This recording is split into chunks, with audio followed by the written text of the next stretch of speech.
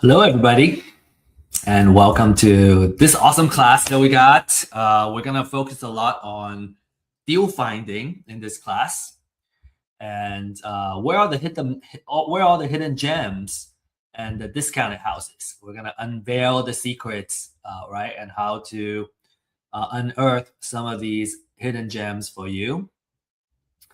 So, without further ado, let's get started.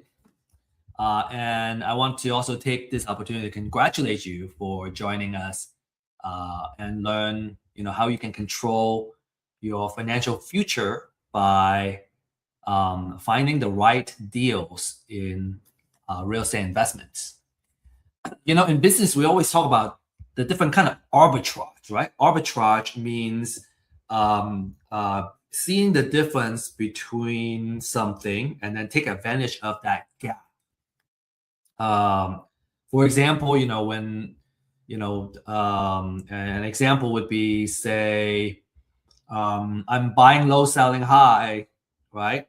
And when I can make money on that gap, that's an arbitrage in the price arbitrage. When it comes to information, there's also information arbitrage, right? By learning and understanding how we can find deals and make the deals happen. We now have a lot more information than those who have not obtained this information. And we can create a lot of value, right? We can make money, profit. We can create something awesome out of this. So that's what our focus is today, is by taking advantage of this information arbitrage and beat our competition and also win some deals. Okay. I think by now, we're all here because we know real estate investment is a very lucrative business. You probably personally know somebody who has invested in real estate in the past years and made a lot of big profits or built a substantial wealth. I personally have met somebody that has acquired close to 100 single-family house portfolio, and she bought it before the COVID era, and now that it's after the COVID, we have seen a huge equity increase in terms of real estate properties, and so because of that, a lot of wealth was built just by holding these cash flowing assets, and we also want to be that. We also want to do the same. So this is a class where we can learn how we can do this. So in just the last 30 days, right? Discounted houses comes from distressed houses, distressed sellers, basically. In the last 30 days, we found over 14,000 of these distressed houses. 49,000 of those are pre-foreclosures. So some of the discounted houses, will come from pre-foreclosures. Actually, quite a lot of the majority of them.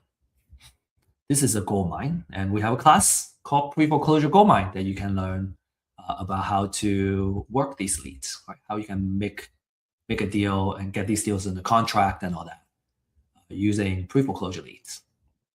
So a couple of success stories I want to show you. 64,500 profit on one deal, $85,610 profit in another, and then this one, 88,800 profit. I want to give a caveat here.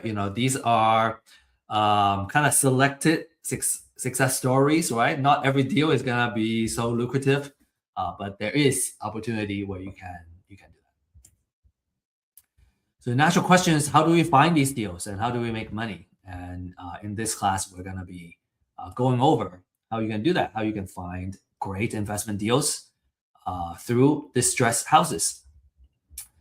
So from a course standpoint, right, if you're a new investor looking for information and knowledge, how you can get started, this is the place to go. If you're an experienced investor, right, you've been buying wholesale leads, you want to learn how you can find deals yourself and generate leads for yourself, this is also a really great place you can start. from an exit strategy standpoint, right? Wholesale, fix and flip, buy and hold. And, I always find that being able to turn off distractions and notification really helps me focus. We are in this age of information and attention deficit and information deluge. There's so many things that are fighting for our attention that we're not present most of the time. And I think for an important class like this, with the information that we're going to be sharing, it's very important to reduce all those, right? Remove all those distractions so we can get the most out of it. And you can use the chat to introduce yourself, right? Connect with other folks that are attending this class, and really get the most out of your time here. And attend our other classes too. We have a series of these type of classes geared towards how to get started in real estate investment, how to find deals, and a lot of the step-by-step process of what needs to be done, along with a weekly live stream that we do. And I will share more information about the live stream towards the end of this talk. So don't miss out on those, right? Join the discussion, right? Learn through case studies, and learn through kind of listening, and then start doing the deals yourself. We can walk you every step of the way. Disclaimer, everything we share here is for information and education purposes, and we don't offer investment, financial, or legal advice. And always do your due diligence when you make any investment decision. Some background story about myself. Over the years, I have kind of acquired some skill sets, through just, I guess, being in business. And I think what applies here would be data management, analysis, and maybe a little bit of marketing. My background is in more technical science and engineering. I was always interested in the passive income power of real estate. Through kind of the COVID time, I really experienced, what it's like to hold cash flowing real estate assets and just see the value of the asset go up. And so, a lot of the wealth got built that way, and it will continue to be built that way. So how do we hold more of these type of assets, and kind of ride the wave, so to speak? It can be very powerful. And the struggle, I think, and I think we see that too, is that number one, it's hard to find the information we need. Number two, it's hard to find good technology, apps, and all that to get started. And then it's hard to find folks that we can ask questions to, and mentors that we can go to whenever we have questions. And I personally had so many questions every single step of the way. Whatever the next step is, I had so many questions. I had to ask. I needed to find someone who can answer all those questions. And so just want to stress the importance of having mentors and coaches and people who can answer these questions, or someone who's in the same journey, and being able to help. And that's what Real Estate IQ is all about. We establish Real Estate IQ to address these pain points, right? So we have weekly webinars and classes and live streams, talking about either a class that is fundamental for real estate investments, or if it's a live stream, we go over market updates, deals updates, right? Underwriting of certain deals and case studies and all that, so we can kind of learn through real cases.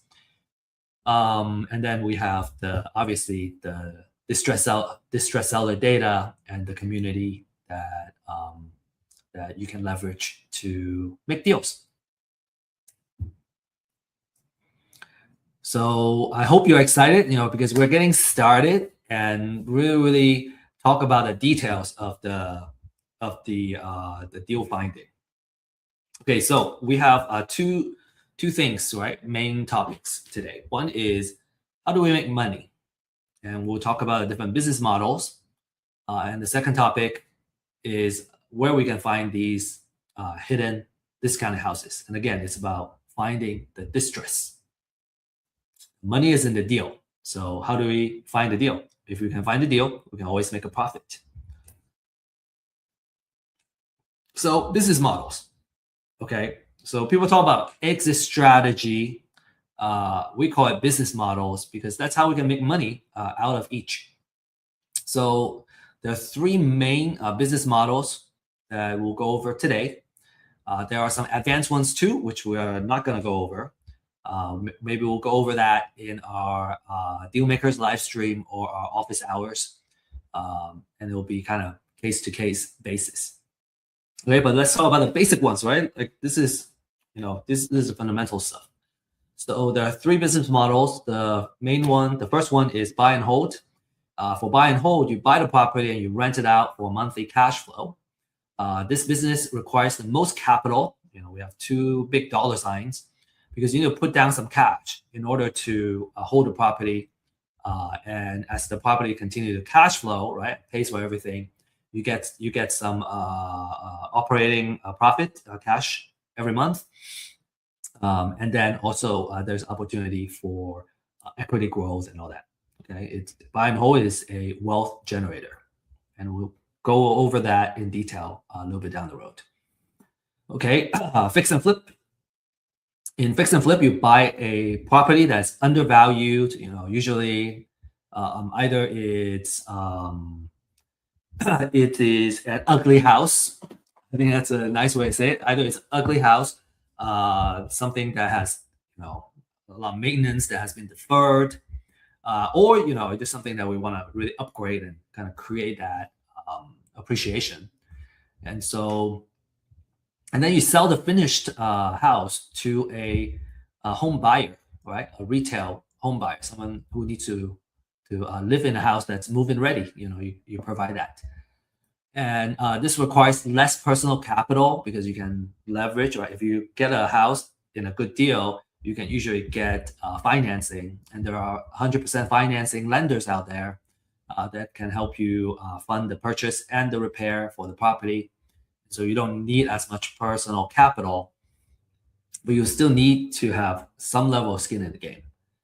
And then for wholesale, you buy a undervalued property, and then you don't do anything. You may clean it up, very minimum thing. And you sell it to a fix and flipper or buy and holder, and you do that for a fee. So an average wholesale fee is about $7,000 to $8,000. This is a popular strategy for a young person. If you don't have a lot of cash, because for wholesaler you don't need money to get started, and you can make $7,000 to $10,000 per deal. Okay. And so here we will go over each of the business models, and with the purpose of coming up with a distress offer. So assuming we already got a deal, right? How much do what's the right offer? What's the maximum amount that we can offer? It's called MAO, maximum allowable offer. Okay, so for buy and hold, we got to understand the 1% rule. The 1% rule basically says that our monthly rent needs to be at least 1% of the overall purchase of the property, which includes purchase and the repair.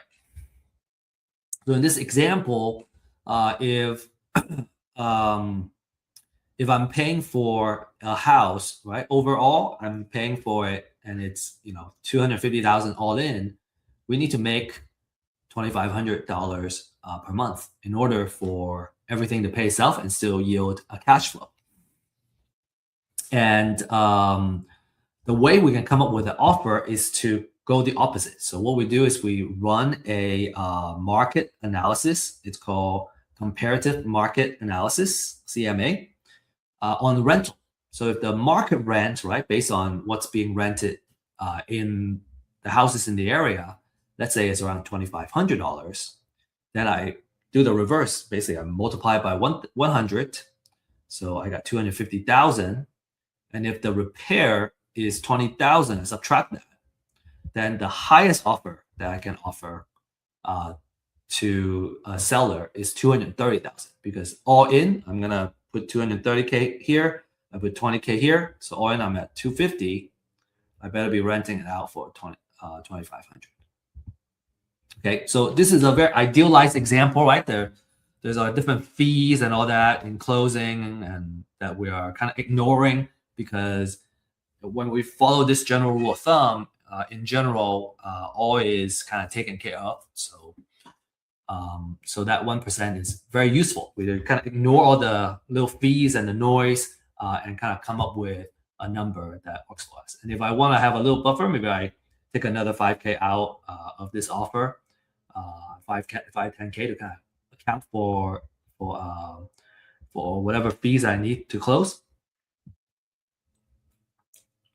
That's also acceptable. Now, of course, a lot of times I want to be give a high enough offer so that I can win the deal. So if I really want to win the deal, then I want to put up the highest offer that I can. Okay, so some of you may be wondering, okay, so that 1% a monthly rent, okay, 2,500, okay, makes sense, but where does it go, right? So these are some things. 2,500. A lot of that goes to the mortgage. You got to pay taxes, insurance, there's HOA and maintenance. And if you have a property manager, you'll probably also need to include the property management fees as well. And then when you subtract all that, having that 1%, make sure that you have a decent cash flow for every house. So if you kind of, as a landlord, right, this is how, let's say, one house, we make, say 500, right? Let's take off that 75. Every month we make $500 a month. If we have 10 of these, every month we'll make 5,000, which is 60,000 a year. And if we have 20 houses, right, that's 10,000, which is pretty good way to make income. And most of it is passive. Of course, when you are running a buy and hold business, it's never 100% passive. But if you're kind of looking at a way to kind of replace your income, it wouldn't take, it's not a full-time job to manage. Again, of course, if you also have a property manager in place, it's not a full-time job to manage 20 houses. And for buy and hold, you are in the landlord business. This means that you're going to be working with a property manager, right, or directly with the tenant. And your attention is going to be on, number one, getting a place lease at all times, generating cash flow. And you always want to pay attention to your tenant quality and vacancy. So those are the things that can eat up your profit. If you have a low quality tenant, they're late on payments, they don't pay, they trash the place, right? That's going to affect your investment. And we always say that buy and hold, if provided it's a cash flowing asset, right? We got a tenant in and paying, it's a wealth generator through these four things. One is the cash flow that we just mentioned. And then the second one is appreciation. So you can hedge it against inflation. And then there are two types of appreciation too. One is called natural appreciation, which means just by holding it, the value has gone up. And say during an economic downturn, and a lot of kind of easy credit creating that appreciation, you're going to see the value of the property go up.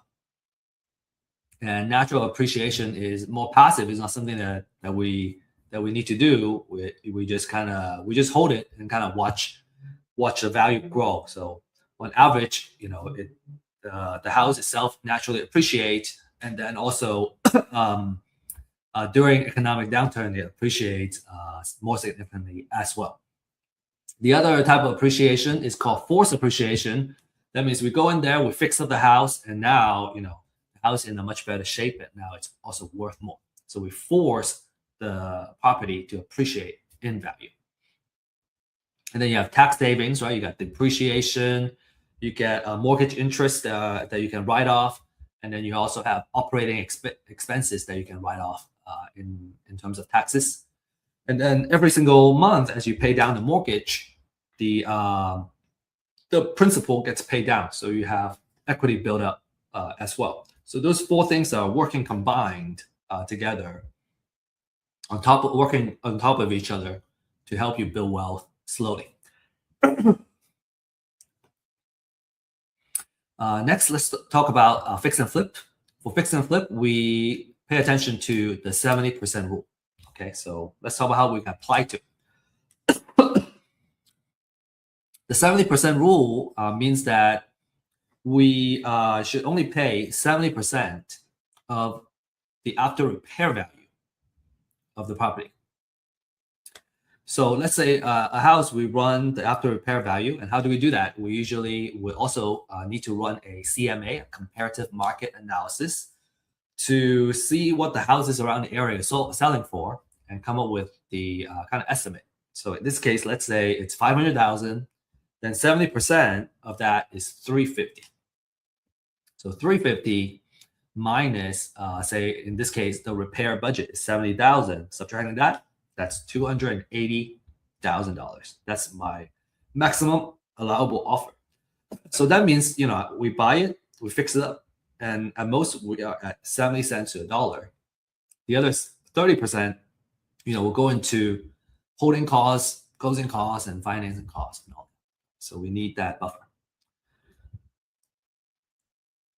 Okay, where's that 30%? I kind of vaguely mentioned it. So here it is, in text. So in this case, that 30% is 150K. And these are just some idealized example, right? There's closing costs. When I acquire it, there's closing. When I sell it, there's also closing, okay?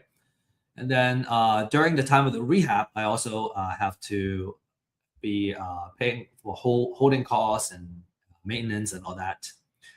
And then if we get hard money or private money as financing, we also have to pay for financial costs. So all that said, we can still make a pretty handsome profit, which is fantastic in this case. Right? Fantastic return for one project, 90,000.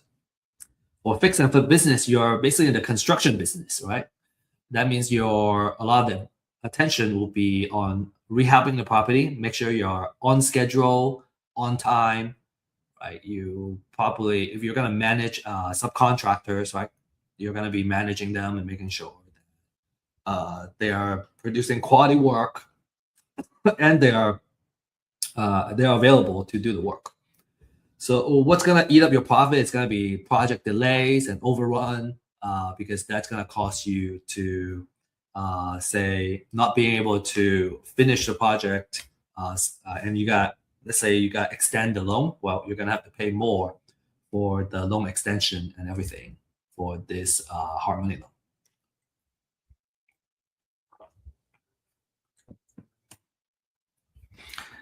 For wholesale, your target market, right? Your buyers are investors. So what you want to do is, number one, you buy the distressed property and then you sell it to an investor. We were just saying that wholesale is a very popular business model for investors because when you're just starting out, you don't need a lot of capital to get started, right? You just need to put in a lot of effort in the marketing side. And what you need is to invest in your marketing, right? Get really good at closing, acquiring the deals, and you make your wholesale fees by selling to an investor, kind of taking care of the acquisition side for them. And in wholesale, you're in the marketing business, marketing, lead generation. You're going to be paying attention to marketing, acquiring properties at a price where you can make a wholesale fee, right? So a wholesaler competing with a fix and flip investor, for example, it's hard for them to compete for a particular deal because a fix and flipper can afford to offer a little bit more directly to the seller than a wholesaler can. However, a wholesaler tends to do much more, spend more money on the marketing too. You have more leads. And so even if you lose on a particular deal, you might be able to win some of the other deals. A lot of the investors usually they start out buying deals from wholesalers, and then over time, as they gain more experience and on how to I guess talk to distressed sellers and all that, they choose to do their own marketing and acquire the properties for themselves. And this can be a good strategy if you want to have control of your deal flow. When you're counting on someone else to bring in the deal, your pipeline is harder to control. If you want to kind of control your own pipeline and your deal flow, that's certainly something to consider. And then you can also pick and choose the best deals, and then you can wholesale to the rest of other investors. In this case, right, if you're gonna do some of that, right, while you have your personal fix and flip business, is that you are starting a small wholesaling operation, and you're choosing to invest in your marketing operation in order to achieve that. All right, so as a wholesaler, how do I make offer, right? What's the offer I can make? So here's an example. So in the last example for buy and hold investor, if I want to make my $10,000 wholesale fee instead of $230K, I want to offer $220K. And then I can, when I offer it here, then I sell it to a buy and hold investor for $230K. Then I can make my wholesale fee of $10,000. And for selling to a fix and flip, well, I can put my wholesale fee here. In this case, I choose to want to make $20,000. Then my distress offer is $260. So you can put it under contract for $260. I can sell it to a fix and flipper and make $20,000. So to recap, for buy and hold, you need the most capital to get started because you need the money to hold it. Now, one thing that you could do is to do a BRRRR. So you buy a house that needs to get fixed up. You fix it up, and then you refinance, and that allows you to have less money in the deal, less equity. So that's also something that a lot of people do too after a couple of deals. In general, you're in the landlord business. Now, again, when you do BRRRR, then you are doing two. You're doing the construction and the landlord. Fix and flip, you're in the construction business. You're going to be focusing on the rehab project, make sure it goes well, and then you can sell the finished product at the aftermarket value. And then if you're in wholesale, then you're in the marketing business. You're going to be talking about marketing to distressed sellers, acquiring the property at a good price, managing your marketing pipeline, and lead generation, and making that wholesale fee. Okay, next, now this is our kind of like keynote topic, right? This is the secrets of finding the distressed houses. That's how you get the discounted houses. This is the most exciting segment. Now, if you're an experienced investor, you know that the money is made when you acquire a deal at a good price. And the secret of acquiring great deals, right, is through distressed sellers. And that's the power of live data. I want to introduce the topic of live data. And live data is basically a signal in life, right? Something that is happening to a person's life. And life is happening every day, right? We live through life. We have our life journey, and there are different phases in our life that changes our lives. So we're kind of looking for that life-changing data, right? And kind of on a macro level, life happens every day. New babies are born every day. Some people die every day. Some people get married, right? And some people get divorced, and some people get in financial issue, right? They get laid off or whatnot, right? And they can't pay their mortgage. So if we can monitor these live data, then we would know. Sometimes we can predict sometimes we just know because of that trigger that they're distressed because these are life-changing events. If if you have gone through, or if you reflect in your own life and the different type of life-changing events like moving to another city, um, getting married, right, having kids, and all that, you would likely agree that they're so powerful, right? When your life happens, we just have to deal with it. All we can do is kind of play catch up, enjoy life, but you have to kind of deal with it. And so anybody that comes with us to help us solve our problems and our pain points, we highly appreciate that. And so imagine that, as a marketer, right, we have access to the life signals. And when somebody, got married, a lot of times they need to upsize, right? If especially if they have kids, they have more people in the family, they got to upsize. When they get divorced, very likely they're going to end up selling the house. When a loved one dies, they're going to inherit the house. Maybe they want to keep the house, maybe they don't. And so by being able to stay on top of this kind of life data, we can utilize it as marketers to offer solutions to them. And I'm not just talking about, we're talking about as real estate investors, right, buying the house, but it's the kind of idea is bigger than that, right? Having this access to this kind of life data helps us kind of predict what are some of the things that they're going to do in the near future. For example, I think Target kind of keeps track of different people's kind of buying patterns and life data, and they can kind of predict when someone is going to get pregnant and when someone's going to have kids. These are the stories that I hear. I don't know how accurate it is. So, but I believe that, right? Being a marketer myself and being, having the understanding of this type of data.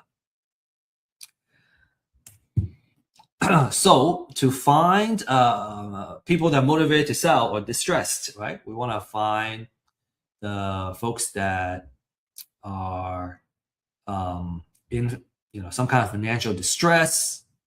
If you can get a hand on this kind of life data, then then we can help them out, and in a way, being able to buy the property at a distressed price, and still being able to help them, right? And a lot of times they need to sell fast to get out of a bad situation. So real estate is not liquid, right? So if you need to sell fast, you're gonna have to kind of take a discounted offer. So let's talk about different types of distress, okay? And these are kind of the data that we can mine and we can focus on. Okay, the first one is a pre-foreclosure list, right? These are folks that are about to lose their house in an upcoming foreclosure auction. And many investors like to market to these distressed sellers because they tend to be in a more desperate situation, right? They have to sell fast. If they don't sell it by the foreclosure auction, they're gonna lose everything. And then there's potentially a deficiency judgment the lender can use to go after them. So for pre-foreclosures, you're reaching them before the houses hit the auction, and you can directly negotiate with the seller. From a pricing standpoint, they're pretty affordable, $200 to $300 a month, and you can get really, really awesome leads that are ready to close very quickly too. Okay, so one of the favorite lists out there. And as with all kinds of marketing efforts, sometimes when you try to outreach to someone, some people appreciate your outreach, some people don't. You can choose to we choose to work with the folks that appreciate our outreach and being there to solve their problem. But of course, not everyone is appreciative too. And what's a joy in life if we work with folks that stress us out, right? So I usually work with the folks that are pleasant to work with. Okay, so that's the pre-foreclosure. Okay, there's another type, which is called appointment of substitute trustee. And in short, it means a pre-foreclosure. It means that it happens usually before it goes to foreclosure. And what that really is about is that when a national lender, right, forecloses on a borrower, many times they wouldn't, send somebody to a local county to process the foreclosure. So what they do is they would appoint or assign a substitute trustee that are in that local county to do the foreclosure proceedings. And so when we see that, that's a signal that, okay, a notice of sale or the foreclosure, it's gonna go onto the pre-foreclosure list. But now you're able to kind of reach them a little bit sooner.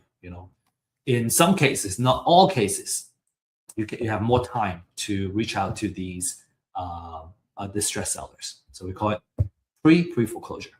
It's also a very popular list amongst savvy investors because it gives you more time to kind of nurture and work with the motivated sellers.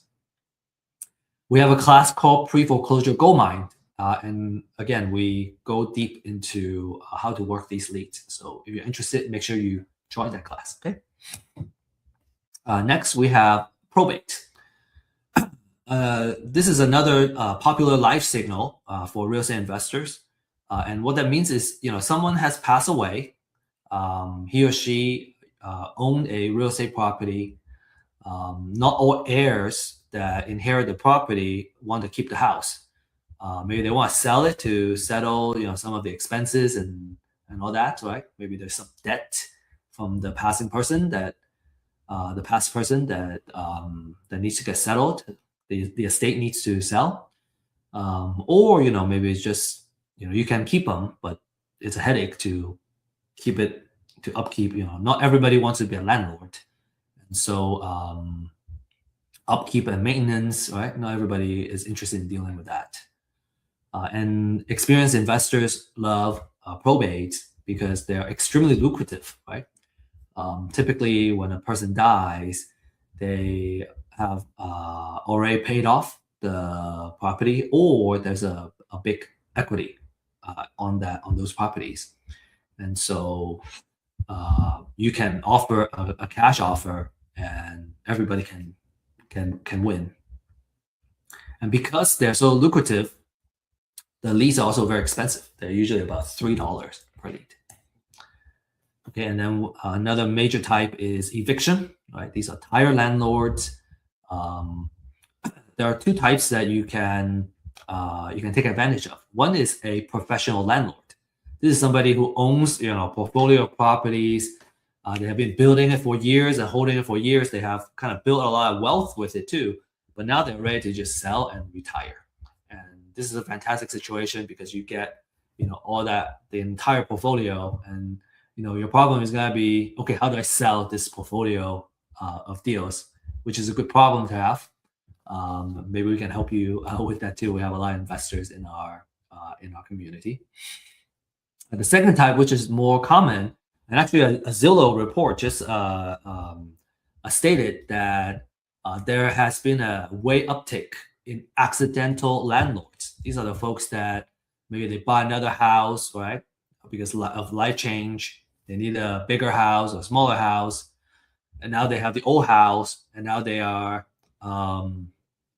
they decided to lease out, but now they have eviction, right? The tenant stopped paying, and they have to evict them. That's a bad taste in the mouth. They don't want to do this anymore. They want to sell. So we can take the problem off their hands. They're motivated. Divorce, we deal with this a lot.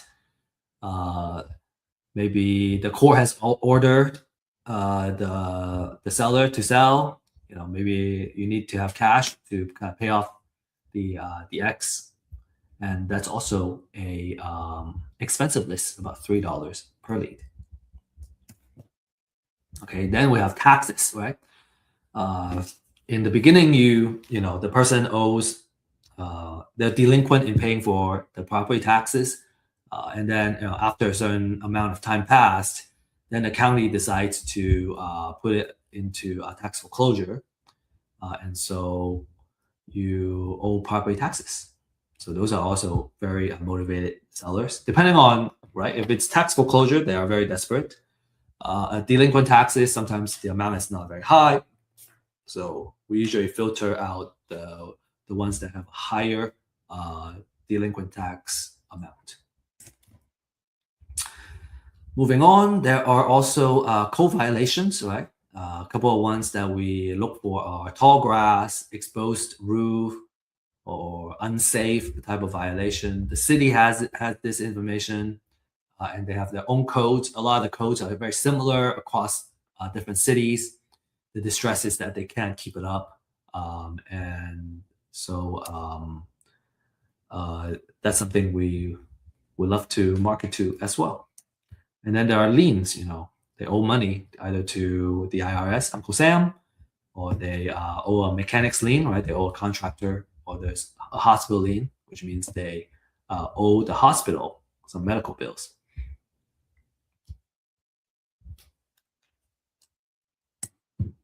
Okay. And an age-old question is, well, do I just do it myself, or do I buy it? And if you know how to mine all this information, right? Get court papers and all that, you can do it yourself. I personally would suggest that if you have the time, you can learn how to do it. But if you're going to operate a business, you don't want to spend the time to do that. Usually, you want to kind of outsource that so you can really focus your time and energy into the outreach, which requires a more kind of personal touch, talking to the distressed sellers and all that. You may want to do it just to learn how it's done, if you have the time, like I said. But when I'm running a business operations, I just don't have time to mine the data myself. It's much easier to buy it from a reliable source. So, but we want to share with you kind of the workflow, right? How do you do it? You go on for pre-foreclosures, you can look this up. Once you get a notice of sale, basically, a lot of the information is on here. Here's another example of the notice of sale. Now, what you have to do is you actually have to kind of aggregate the information. So the notice of sale has some information. You also need to go to the CAT, the County Appraisal District website, to get how many bedroom, bathroom, and the assessed value. And then you also need to look at the deed of trust, right? Get some loan information to get the following. So you get the borrower's information, the bank's information, and address, all that. And then you gotta figure out the financial information. You can mine all that information. So all of this is available. It's just a lot. It's just a lot to do.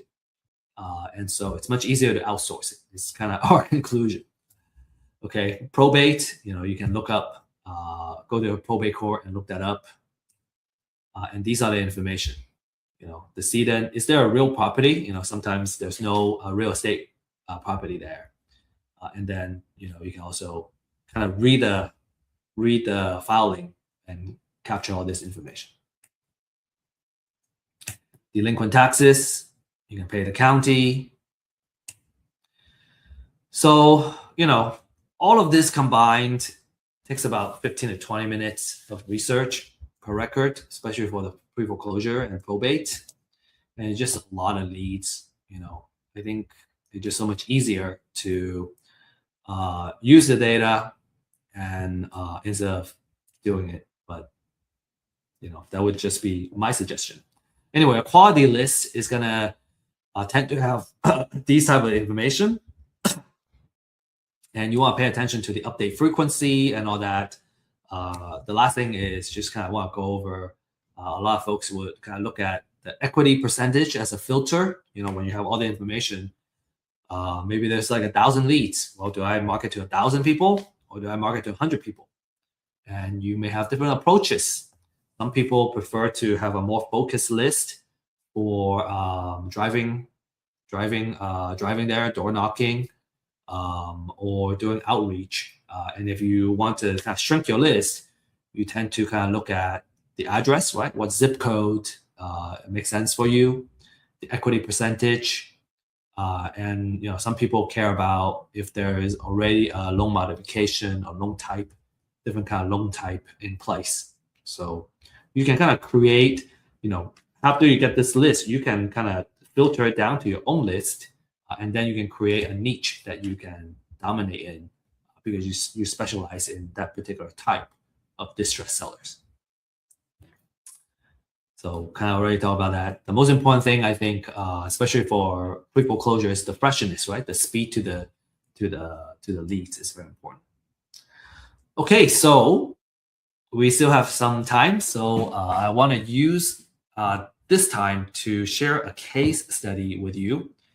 And this is a property that we acquired in Mart, Texas, which is about 20 minutes from Waco in Texas. And the owner owed about $3,500 in mortgage. All right, so he was behind in the payment, and we were able to reach him. He said that the house needed AC fix, septic system, new paint, and we estimated a rehab budget to be about $30 per square feet. He owes $105,000, and it was a price for $365-ish, and he wants $230,000 to $240,000 as an offer. And what was interesting is that this house, it has 20 acres of land attached to it, and the land is in the opportunity zone, which gives favorable tax treatment on capital gains. And so that was kind of intriguing for us. So when we evaluated this, right, we used the 70% rule of thumb, and we decided to offer $215,000. Okay, if I were to wholesale it, I would take $10,000 off of this and try to make $10,000 of wholesale fee. So these are some before photos, right? The gate going in, you gotta go in quite a bit, and then there's 20 acres of land, as you can see in here. This is what the kitchen looks like inside. There's a kind of big area. I don't know if I would call it an island, but this area is kind of dividing the kitchen from the rest of the living room.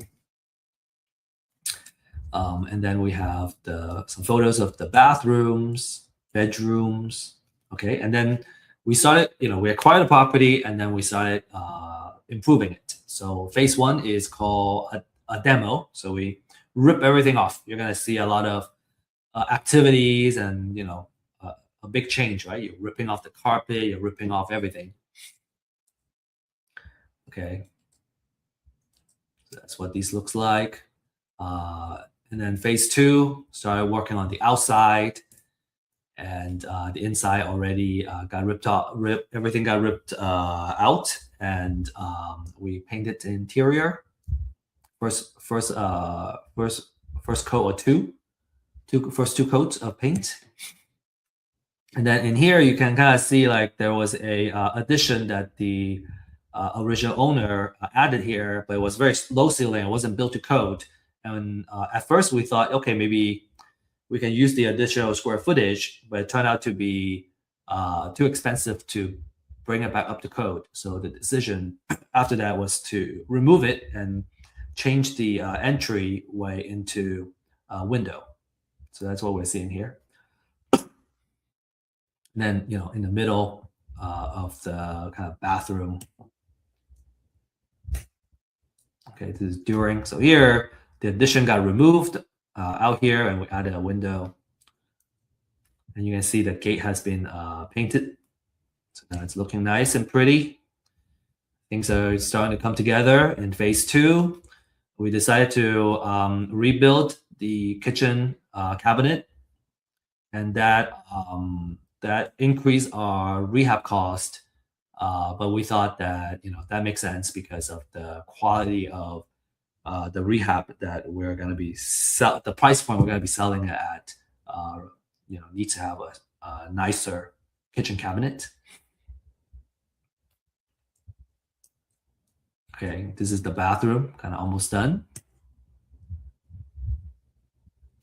Bedrooms, and then here, this is phase 3. We're almost done here.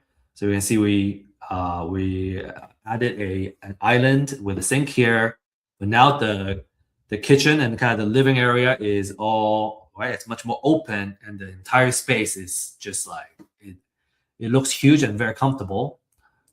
You can see the kitchen cabinets. Okay, and here we got countertop installed now. Bathroom, So it's looking like a really, really nice house, especially with the exterior paint on the outside. The kitchen is also looking great. And then here you can see we added some shelves in the kitchen. So, this photo is almost done. A really nice butcher block countertop. These are some photos of the bathroom, also looking really great. So all in all, financial wise, we leverage hard money and private money to acquire the property, and kind of next step is either sell it at 500K or refi. And I think kind of now what we're looking at is, what if we sell the house with 3-4 acres of land, and then we keep the rest of the acreage, and because of the opportunities zone, and do more out of it. Okay, so I hope that's an exciting case study here for you. Just kind of the whole way, right? Not just how to find deals, but what we decided to do. Always find these kind of transformation really, really interesting. So I hope you enjoyed it too. So to recap, we talk about how you can make money in each of the main business models, right? Buy and hold, fix and flip, wholesale. The different types of distressed sellers that you can reach out to and where to find them. We also went through a case study of like kind of how exactly we found that distressed seller, the type of distressed seller it was, and then acquiring the house and actually, improving on the house. So, by now you're probably asking, okay, how do I get started? Okay, if I want to kind of start going, well, this is what you should do. Number one is you need to get a pre-foreclosure list. The more research, the better. You can also ask for other type of lists, but we recommend the pre-foreclosure because, there are so many foreclosures that are happening. We're seeing a trend of more foreclosures happening as well nationally.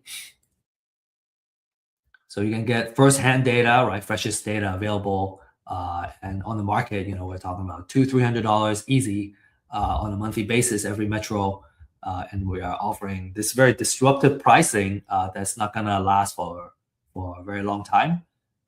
And so you can scan this QR code to schedule a time and sign up for it. But the data is not enough. You kind of need someone who can walk you through what needs to be done. So you want to find a mentor, coach. We have a deal accelerator program. If you're interested in getting someone to hold you accountable and help you form the right habits, right, to really find success. And there are also other coaching programs that we will recommend as well. And then when it comes to houses that we're about to acquire and we need to do more due diligence, a title search may make sense. We also offer this title search as well. Between 40 to 75 per property, depending on how many properties you have. Okay, so a lot of successful clients, right? Jordan got 2 deals in his first month, and this is a really cool way to kind of demonstrate, right? The deals. First deal he made 55,000, second deal 5,000, but I would be happy with 5,000 on the deal too. Salvador made $30,000 in his first deal, and more are on the way. And Ismail has kind of created a machine on creating consistent transactions, and the last 10 transactions he made $80,000. So if you want to be one of them, you can again scan this QR code and ask for a consultation, and we'll show you what the data looks like. And then you should also attend our Deal Makers live stream, which is this QR code, where you can learn about the most recent deals that we've been working on. We have deals updates. We have the underwriting, right? Some leads that we've been working on, how we underwrite and how we decide to come up with the offer. There's also market updates, right? So you can stay on top of the current trends, and that may or may not affect the direction of your investments. And then we also share wealth building techniques, which is, I think, what we're here for. Is real estate investment is a vehicle for us to build wealth and creating that long-term security. So we like going over that. I talked about an office hours. So how do you access that? I don't have the QR code here, but what you can do is to scan in this QR code. It will take you to our website, and then you under event, you can you'll be able to find the link to not just this live stream, but also the office hours and our open house. So we got a slew of events that we have created and we're bringing to you on a weekly basis. So join the community and introduce yourself if you like, and come learn and come share also. Now, with that said, that's what I have prepared for you today. I hope you enjoyed the talk. I certainly really enjoyed being here, and thank you, and best of luck, and happy investing.